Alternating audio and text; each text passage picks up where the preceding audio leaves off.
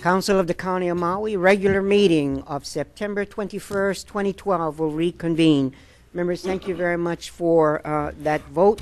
And those Lanai kids are absolutely incredible. So Yes, they are. absolutely exciting. Prior to that particular break, we were still in testimony. Mr. Clerk, please call up the next testifier. Mr. Chairman, before calling the next testifier, I would note for the record, resolution adopted was Resolution 12-91. Thank you. Resuming with public testimony on agenda items, calling Brian LEHMANN. Brian LEHMANN. Mr. LEHMANN will offer testimony on communications 12-192 and 12-193. He'll be followed by Colette Evans.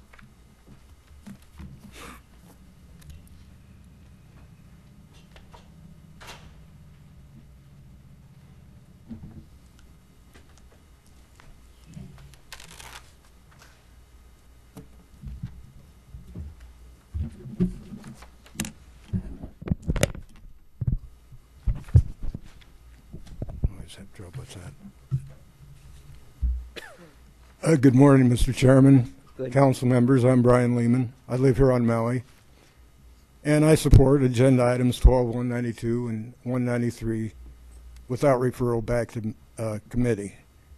And maybe in line with the preceding, I'd like to take a minute to discuss organic food, because Monsanto consistently claims that by virtue of organic, we already have GMO labeling or freedom of choice.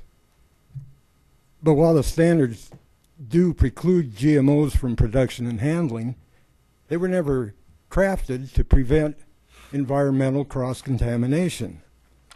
So while probably still a good bet to avoid GMOs, USDA certified organic doesn't require testing without cause and is not a complete assurance. A report on NPR said most U.S. certified organic corn is typically contaminated up to 2% already. We do have non-GMO voluntary labeling, but one of the fastest growing, non-GMO Project Verified, employs a 0.9% tolerance for GMOs. So instead of choice, we get contamination. The Secretary of Agriculture is even now seeking recommendations from the AC21 committee on how to compensate farmers for cross-contamination. That's an official acknowledgement that it will continue. The biotech industry likes to talk about redundancy and cost also. Of course, having to rely on two labels for a measure of certainty is redundant. But Monsanto can apparently afford the over $7 million they've already contributed to a ballot or a labeling initiative in California that they say would be so costly. A fear of losing market share doesn't constitute a right to force feed us without our knowledge. Some of us have been eating organic food for a long time already. We had state-level standards long before the national organic standards.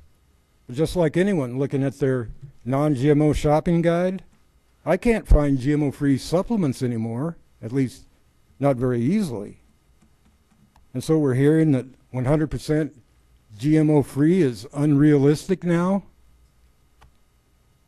But this situation has come about without testing or labeling from a government that was entrusted with the organic standard to preserve its integrity.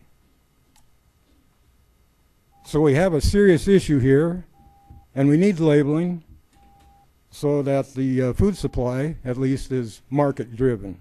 1 minute to conclude. And I've emailed you my testimony. Thanks for having this hearing and supporting these measures. Thank you. Members, is there a need to have any part of the testimony rephrased? Thank you, Mr. Lehman.